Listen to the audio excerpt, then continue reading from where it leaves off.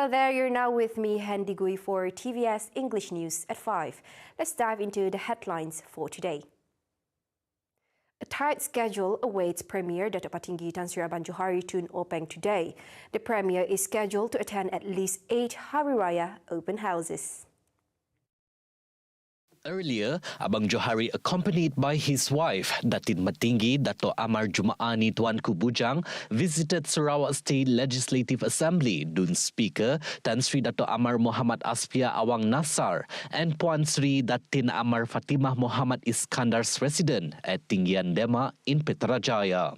Other dignitaries present include Deputy Premier Dato' Sri Dr. Sim Kui Hian, Federal Deputy Minister for Natural Resources, Environment and Climate Change, Dato' Sri Huang Tiong Si, Minister of Tourism, Creative Industry and Performing Arts Sarawak, Dato' Sri Abdul Karim Rahman Hamzah, Minister in the Sarawak Premier's Department, Dato' John Sikitayai, Deputy Ministers of Public Health, Housing and Local Government, Michael Tiang, and Dato' Dr. Pengwang Manggil, Deputy Speaker, Dato' Idris Buang, Satu Assemblyman, Dato' Ibrahim Baki, and Opar Assemblyman, Billy Sujang. Abang Johari then attended the Hari Raya Open House hosted by the Deputy Minister in the Premier's Department, Law, State, Federal Relations and Project Monitoring, Dato' Sharifah Hasidah at Wisma Sabati, Jalan Bako in Putrajaya. Other open houses he visited were Deputy Minister of Utility and Telecommunication, Dato' Dr. Abdul Rahman Junaidi's resident at Taman Gaya, Jalan Sultan Tengah, Minister of Utility and Telecommunication, Dato' Julaihi Narawi's resident at Taman Heritage, Jalan Tun Abdul Rahman Yaakob, and Shell Malaysia's Hari Raya Open House at Hilton Hotel. The Premier will also be visiting former Deputy State Secretary, Dato' Sri Safri Awang Zaidal's resident at Jalan Patinggian, and scheduled for a visit Sarawak State Attorney General Dato' Sri Talat Mahmud Abdul Rashid's resident at Vista Ibrahim, Jalan Bako. Ending the day's visit at former Tanjong Datu Assemblywoman Dato' Amar Jamilah Anu's resident in Santubong. Sarawak records a significant increase in tourist arrivals for the first quarter of this year, with an increase of over 200% compared to the same period last year. Minister of Tourism, Creative Industry and Performing Arts, Dato' Sri Abdul Karim Rahman Hamzah said, for the first 3 months of this year, the state has registered over 300,000 tourists, raking in 800 million ringgit in tourism receipts. For January to March, foreigner alone for 2023, 496,636. For 2022, it's only 10,563. This is foreigner. Domestic, 2023, locals, 427,361. For 2022, 219,115. So there is a growth of 95.04%. Jadi, we are very much on target this year. I expect by October, kira 1 tahun ada 12 bulan. By the 10th month, we will hit ataupun by the 9th month, we will hit the 3 million. By December, I wouldn't be surprised, we might even hit 4 million.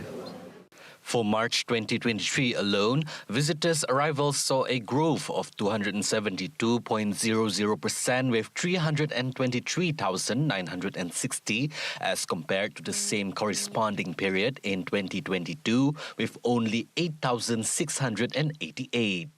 Foreigners' arrival recorded a promising 168,627 as compared to last year 3,959, a growth of 4,159.33%, while domestic travelers were 155,333 coming into Sarawak in March, a 87.32 growth percentage from last year.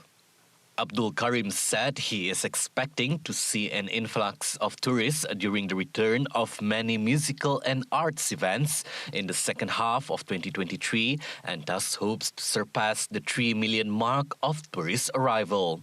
He cited the Rainforest World Music Festival in June as an example and said it will help to increase the number of tourist arrivals in the state. Efforts and actions have been carried out to bring Malaysians out of the conflict areas in Sudan's capital, Khartoum. However, Foreign Minister Dr. Zambri Abdul Qadir said their current whereabouts could not be shared due to security reasons. Zambri said Wisma Putra and other agencies at the Sudan Operations Center continue to work hard to bring the Malaysians out.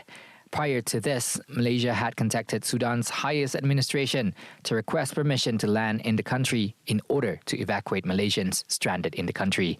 This was following the action of the Sudanese Civil Aviation Authority to extend the closure of the country's airspace until April 30th.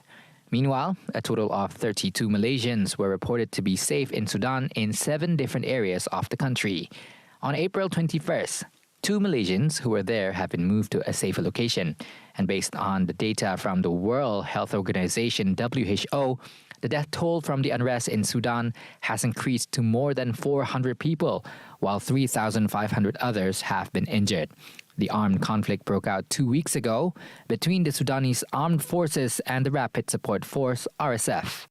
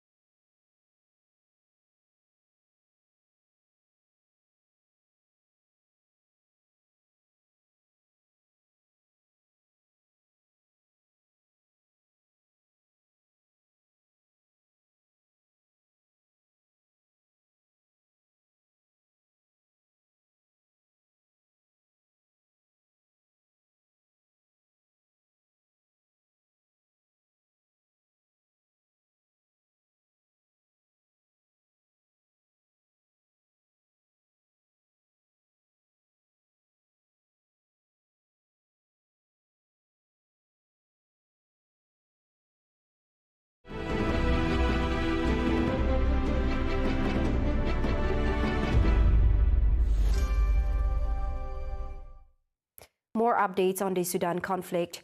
It has been more than a week since the conflict erupted between the 2 major rival fractions of the Sudanese militaries, with reports of more than 420 people killed and 3,700 others injured.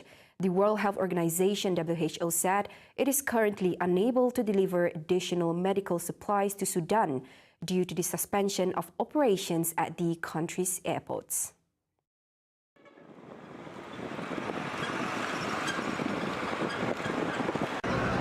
Given the tense situation in Sudan, more and more countries have either begun or plan to initiate the evacuation of their citizens. The Egyptian authorities evacuated on Sunday 436 Egyptian nationals from Sudan as fierce fighting continues in the neighboring country. In a statement, the Egyptian Foreign Ministry said that the nationals were evacuated via land in coordination with the Sudanese authorities. Ghana's Foreign Ministry issued a press release on Sunday indicating that preparations are underway to evacuate Ghanaians stranded in Sudan following the outbreak of the military conflict.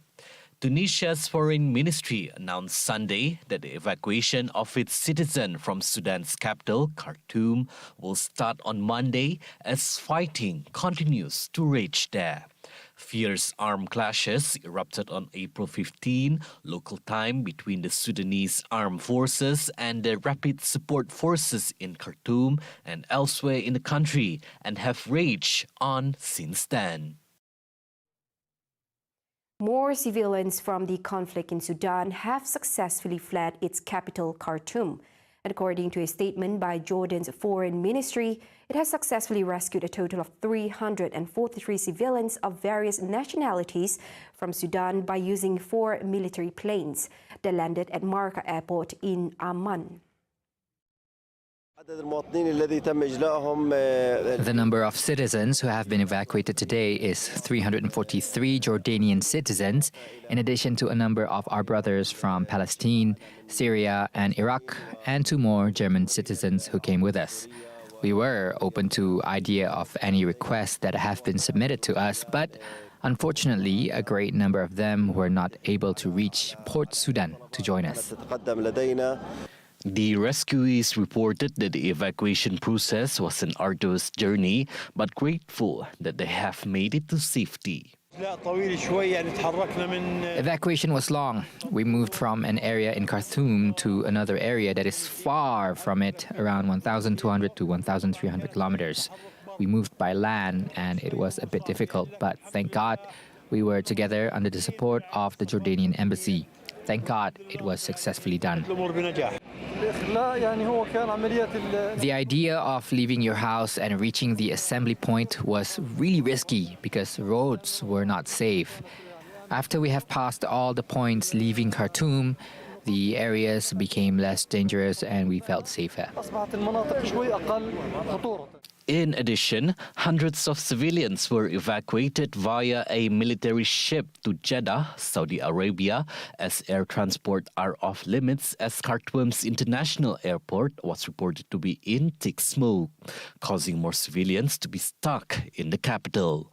Most of them are embassy staff, air workers, and students. Elsewhere, Germany has successfully rescued 101 civilians from Khartoum who arrived in Berlin earlier this morning via its military hub in Jordan.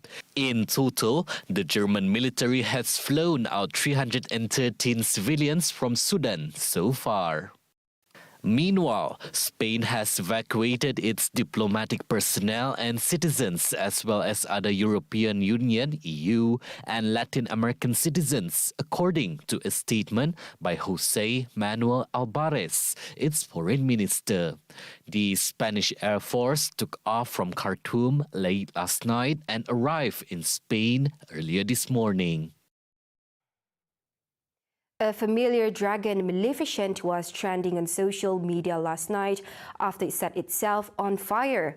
This caused the Fantasmic show, a staple at the California Disneyland, to be cancelled, while eyewitnesses were awed by the unplanned fireworks.